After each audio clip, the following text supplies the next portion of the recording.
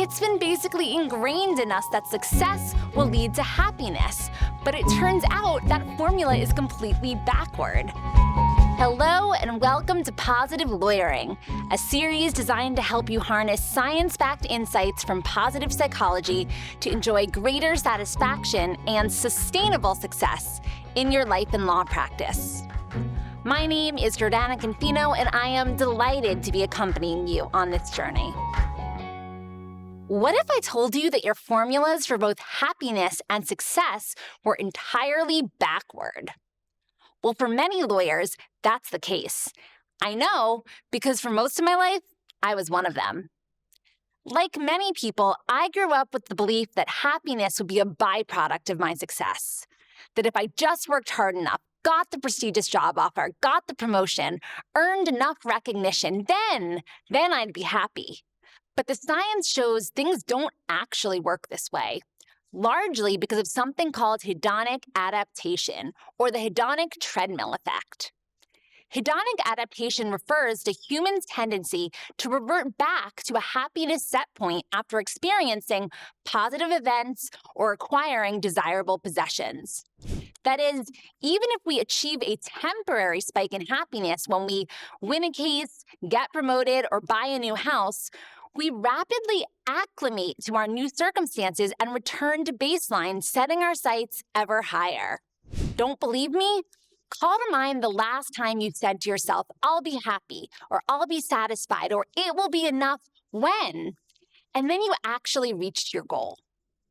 How long did your feelings of satisfaction or contentment last before you moved that goalpost forward and began focusing on the next thing you felt you had to acquire or achieve in order to attain that feeling of enoughness? Probably not as long as you expected. So we're seeing that success doesn't actually lead to happiness, at least in any enduring manner. But surprisingly, the science shows that happiness does actually fuel success. Indeed, myriad studies show that happy workers are more creative and productive, perform better in leadership positions, receive higher performance ratings and pay, and are less likely to quit or become burned out. And the science is clear on the direction of this relationship. It's not that being successful, productive, or wealthy causes people to be happier. It's that happiness is driving all of these other positive variables.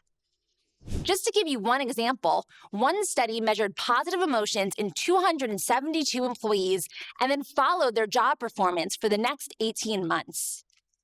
The researchers found that those employees who were happier at the beginning of the study went on to receive better performance evaluations and higher pay 18 months later, even after controlling for all of the other variables.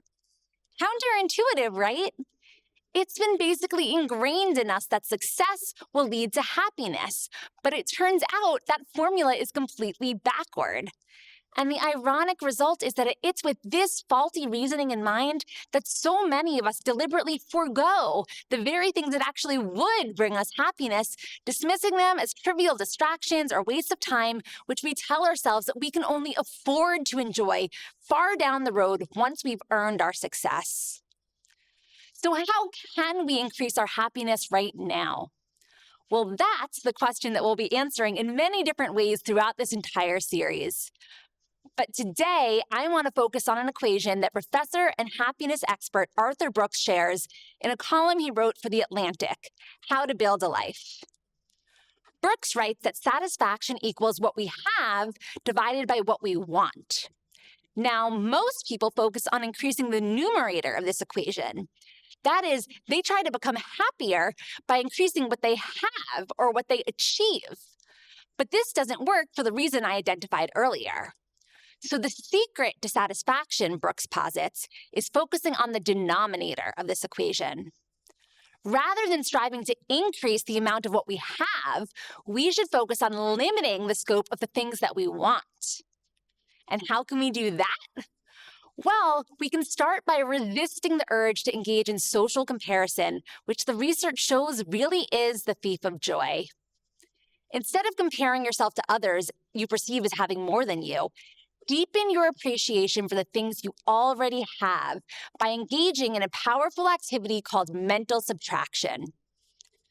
To do this, call to mind something positive you currently have in your life that you suspect you might be taking for granted. It can be a professional opportunity, a relationship, or anything else that jumps into your mind. Take a moment to close your eyes and really visualize that thing and how you feel about it, and what makes it so positive or important to you. Next, imagine that that thing you're envisioning never happened or materialized, or that it was taken away from you in a flash.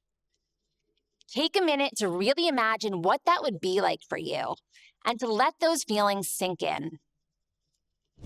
Finally, come back to the present and reflect or take action on your newfound feelings of appreciation.